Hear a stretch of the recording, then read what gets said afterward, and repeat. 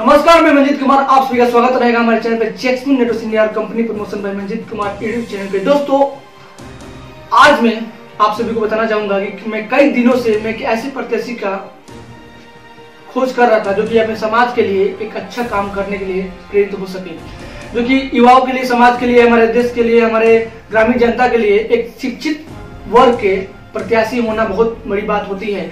और आज फाइनली एक ऐसे में प्रत्याशी से मिल चुका हूं जो कि अपने समाज के लिए, अपने गांव समाज के लिए, अपने बेहतर वर्ग को पूरा करने के लिए लगातार कदम उठाकर समाज को आगे बढ़ाने के लिए आगे आते रहते हैं।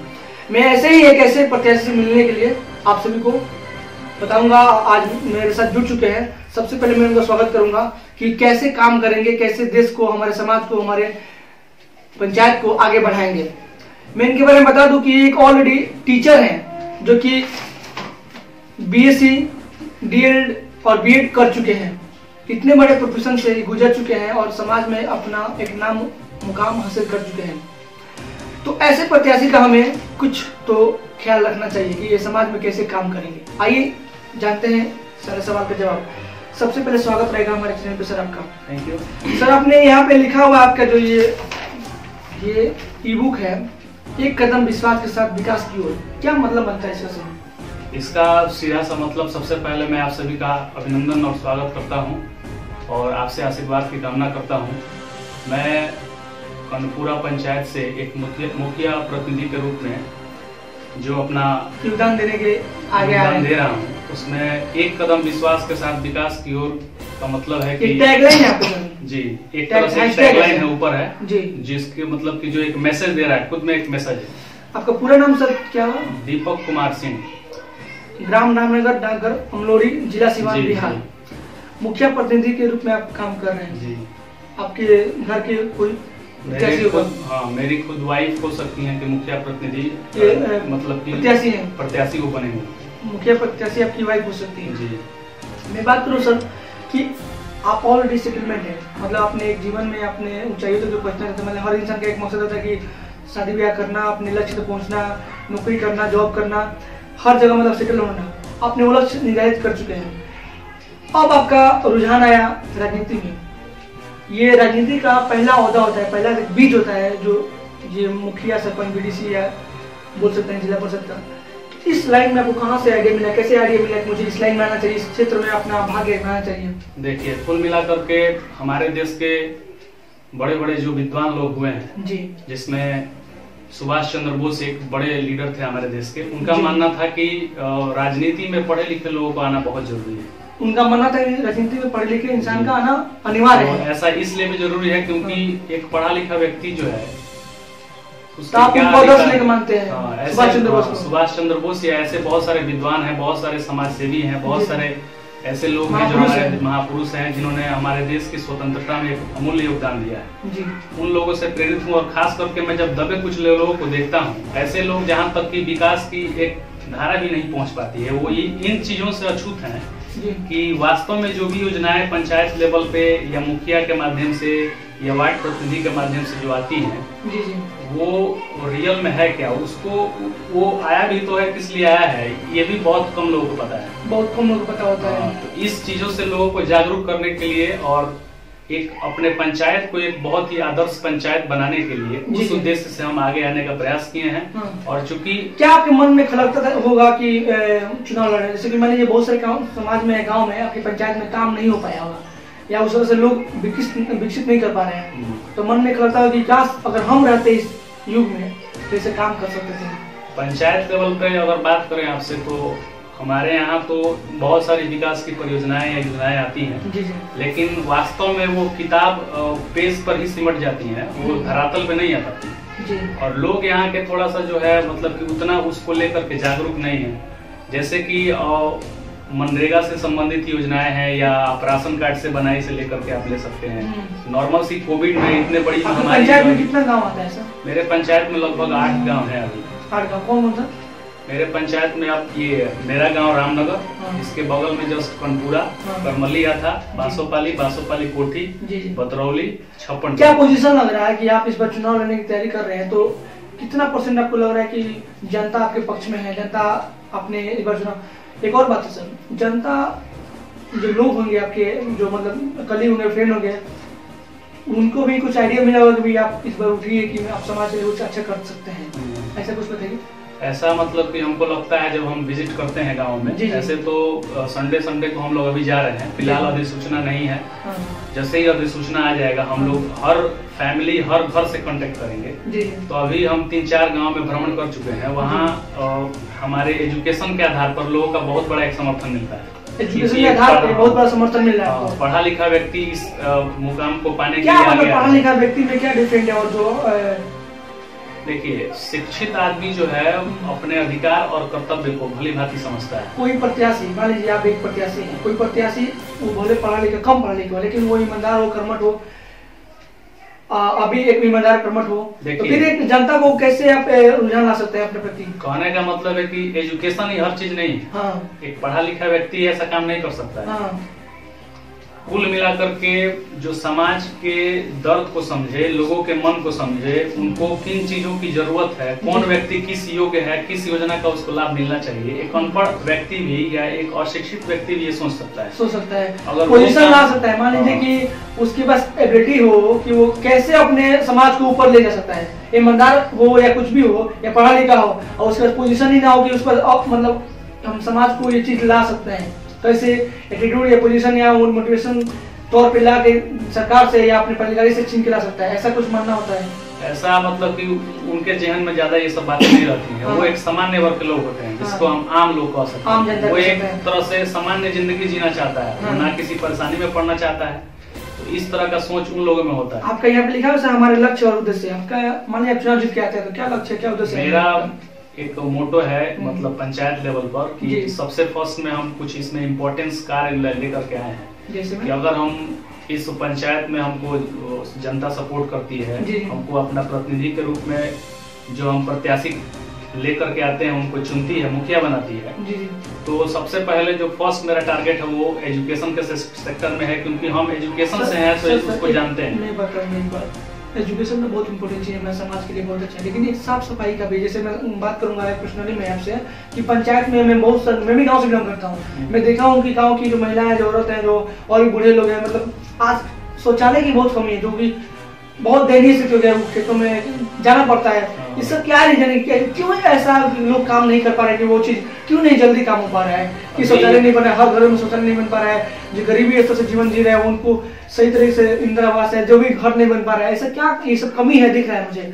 कुल मिलाकर के इन सभी चीजों के पीछे एक ही है कि वो मतलब कि उनको जागरूकता के जो है, जैसे कि वो जागरूक नहीं है, इन चीजों के बारे में जानते नहीं है कि उनसे नुकसान क्या है, फायदे क्या है। हर चीज का एक दो पहलू होता है, एक बुरा होता है और एक अच्छा होता है। तो उस तरह से ही जो शौचालय की जो बातें हैं, ये समाज स्तर पर लोग इसके मतलब कि इससे क्या कमी है, क्या कौन सी बीमारियां होती है, हमारे पर्यावरण को इससे क्या नुकसान है, ये सब चीजें अवेयर नहीं है, मतलब बिल्कुल जानते ही नहीं है। अगर उनको जागरूकता उनके अंदर भरा जाए तो हो सकता है कि फ्यूचर जागरूकता अभियान आप मान लीजिए कि ये चलाना इम्पोर्टेंट होता है। जैसे मुख्यमंत्री योजना होता है, इसमें 7 नीचे योजना में। अच्छा एक बात करो, 7 नीचे योजना में आप जो अभी तक कुछ काम हुआ है सबके एरिया में? 7 निश्चय योजना के तहत उसमें क्या क्या है, कुछ बता सकते हैं सर? मुख्यमंत्री का एक सपना था कि हर आदमी को शुद्ध पीने का पानी मिले। जो भी गली है, नली है, उसमें आसानी से जो पानी घर से अनवांटेड निकलता है वो नली के माध्यम से बाहर चला जाए, और रोड का जो बेहतर व्यवस्था हो, हरियाली आए, जिससे पर्यावरण शुद्ध हो। लेकिन वास्तव में अगर देखा जाए तो इसमें खूब लूट मटोच हुआ है, और जमीनी स्तर पर कहीं भी ऐसा हमको जहाँ तक नहीं लगता है कि सही मामले में जो कुछ काम हुआ है, कुछ नहीं हुआ है। काम हुआ है तो वो भी हुआ है, तो मतलब उसका साधारण तरीके से कहें तो उसका फायदा अभी लोगों तक नहीं पहुँच पाया है। उसमें भी अनियमितता बहुत ज्यादा है सर। कि मैं आज तक मैं देखता है समाज में कि जितने भी लीडर है, मेरा पर्सनली व्यू है कि आज तक मैं भी गाँव से हूँ, कि आज तक मुखिया अपने पर्सनल ऑफिस नहीं बना पाते हैं। ग्राम पंचायत भवन होता है, मैं मानता हूँ ग्राम पंचायत में लोग तो वो कहेंगे कि ग्राम पंचायत का भवन है, वहाँ पे मिलूंगा, बट वहाँ भी कम मिलूंगा, टाइमिंग को कोई फिक्स नहीं है। जनता से अपना खुद की बातें नहीं कर पाती है। अब कहते हैं मुखिया जी, तो मुखिया जी मतलब डरती है कि भाई मुखिया से क्या बात करें, क्या तो एक लोगों का मत जो था ना मेल जोल नहीं हो पाता है। ये कैसे आप दूरी कर पाएंगे अगर जीत के आते हैं तो? इसके लिए मेरे खुद मोटो में है कि हम पंचायत लेवल पर एक शिकायत पेटी का पहले रखवाएंगे।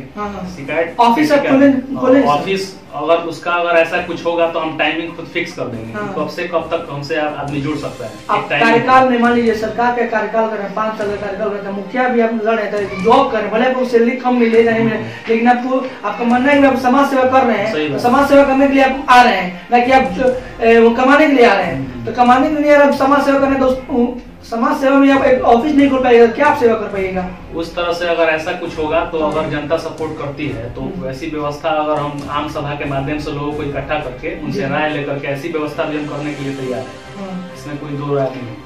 अगर ऐसा लोग अगर कहता है लोग तो नहीं सर, लोग मैं बताऊँ, मैं पर्सनली आपको बता रहा हूँ, लोग क्या कहेगा? लोग तो कहेगा आपसे मान लीजिए बहुत सारी चीजें आपको साइन कराना होगा, लेटर पे साइन कराना, जातीय निवास जो भी बनाना होता है, घर में बनाना होता है, कुछ भी करना होता है तो साइन का जरूरत होता है। मुखिया साइन चाहिए, तो साइन के लिए लोग पता चलता है कि आज आए तो कल आए तो परसों आए। बैंक में भी जो होता है, जैसे मान लीजिए जो मैट्रिक एग्जाम अभी दिया लड़का साहब जाएगा बैंक के अकाउंट कराने तो वहाँ पे बैंक में लगता है, मुखिया का साइन लगता है, मुखिया का लेटर पे लगता है कि भैया इस गाँव के निवासी हैं। तो उस चीज को लिए हमने झेला हुआ है। बात इसलिए मैं बात कर रहा हूँ कि अगर मैं झेला हूँ तो मेरे साथ भी और भी बहुत सारे ग्रामीण जनता लोग होंगे जो इसको फेस करता होगा। ऐसा अगर समस्या आएगा तो बिल्कुल हम इसके लिए और इस समस्या को दूर करने के लिए तैयार हैं। मेरा सोच साथ नीचे योजना है, पता नहीं क्या क्या, लेकिन मेरा एक योजना है कि सर ये साफ सफाई पे और शौचालय पे और पानी पे शुद्ध पे और हर गांव में एक सार्वजनिक शौचालय का निर्माण होना चाहिए। मेरा प्रयास है। आप इस तरह सोच रहे हैं सर? बिल्कुल सही बात बोल रहे हैं आप। सार्वजनिक शौचालय अगर ऐसा होता है तो एक तरह से बेहतर कदम होगा, लेकिन इसमें देखिए कोई भी सरकारी या सार्वजनिक चीजें हैं वो तो पर्सनल किसी का होता नहीं है, तो उसमें सबको थोड़ा सा आकर के ध्यान उसका रखना पड़ेगा। बनाना किसी चीज को नहीं है, उसका रख रखाव, उसका अपना योगदान देना, ये सबसे इम्पोर्टेंट होता है। अगर कोई भी चीज अगर बन जाता है, यहाँ तक कि आप सरकारी विद्यालय का देखते हैं, बच्चों के प्रति वो सोच नहीं है कि ये हमारे लिए बना है, बस वो सोचते हैं कि ये तो सरकार का है, इससे हमको कोई मतलब नहीं। लेकिन सार्वजनिक संपत्ति का रक्षा करना अपना है, दायित्व है कि इस तरह से यहाँ भावना जो है उनमें नहीं। क्या कंपटीशन लग रहा है आपको सर? बहुत सारे मुख्य चुनाव लड़ रहे हैं, अभी चुनाव लड़ रहे हैं, अभी जनता का रुख जो है, क्योंकि जो भी अभी जनता आपके साथ है, जनता बिल्कुल हमारे साथ है और सपोर्ट मिलता है। लोग पॉजिटिव बात करते हैं, और उस तरह से दिखता भी है। क्या संदेश देना चाहते हैं अपने ग्रामीण जनता को, अपने पंचायत की जनता को? क्या संदेश देना चाहते हैं, क्या अपील करते हैं, क्या निवेदन करते हैं? मैं अपने पंचायत के समस्त जनता जनार्दन से बस यही अपील करना चाहूंगा कि वास्तव में अगर विकास की धारा आप जमीनी स्तर पर देखना चाहते हैं, वास्तव में एक शिक्षित व्यक्ति की ताकत को अपनाना चाहते हैं या उसका देखना चाहते हैं, तो हमारा समर्थन करें। और जो भी हमारे द्वारा जो कार्य और उद्देश्य निर्धारित किए गए हैं, जो हमारे मोटो में है, जो पूरा लिख करके हमने रखा हुआ है, अगर उसमें उसको पूरा करने में 5 साल में अगर हमें कहीं कमी रह जाती है तो आप बिल्कुल हमसे प्रश्न करने के लिए मेरे दरवाजे पर आ सकते हैं, इसमें कोई दो राय नहीं है। और मुखिया क्या मतलब की जो रोल है, ऐसा मैं वादा करता हूं कि आपको कभी भी ऐसा एहसास नहीं होगा कि मैं एक मुखिया हूं। मैं आपके बेटा के बनकर या भाई बनकर। मैं आपसे एक सवाल करूंगा सर, जनता की तरफ से कि आपके सो गट से, आपके पोजीशन है, आपके एलिजिबिलिटी है, आपके एटीट्यूड है कि आप जनता के बीच उतर कर उनके चीजों को आप हैंडल कर सकते हैं, इतनी जनता को संभाल सकते हैं? जी बिल्कुल कर सकते हैं। हम नहीं, देखिए अकेले कोई भी चीज हो नहीं सकता है।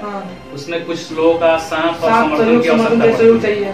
अकेला आदमी जो है थोड़ा सा निरस्त हो जाता है, तो उसमें अगर एक टीम बना कर, आपने बात बोला कि आपकी वाइफ मतलब प्रत्याशी है, निवेदक तो आप हैं मतलब, तो आपकी वाइफ के पास भी पोजीशन है, आपकी एबिलिटी की वो मतलब समाज को अपना एक दिशा निर्देश दे सकती हैं, अपनी बातों से अपने मोटिवेशन दे सकती हैं, लोगों को जागरूक कर सकती हैं।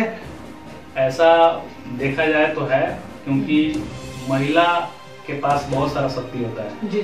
अगर देखा जाए तो वास्तव में आजकल महिला सशक्तिकरण से महिलाएं हर काम कर रही हैं। फाइटर बन के प्लेन भी उड़ा रही हैं, पायलट बन करके आप ये रेलगाड़ी भी चला रही हैं। बड़े बड़े शहरों में आप पटना में चले जाएगा, वहाँ पे ऑटो चलाती हैं औरतें, तो वो कमजोर नहीं है, लेकिन उनको मौका नहीं मिलता।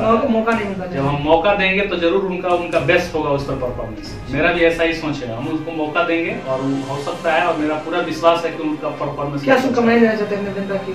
जनता से बस यही लास्ट में यही अपील करना चाहता हूँ कि बस आप हमें समर्थन प्रदान करें हम आपके जो आशाएं हैं उस पर खरा उतरने का भरपूर प्रयास करेंगे। यही मेरी मतलब कि आपसे अपील है। थैंक यू सर, बहुत अच्छा लगा बात करके सर।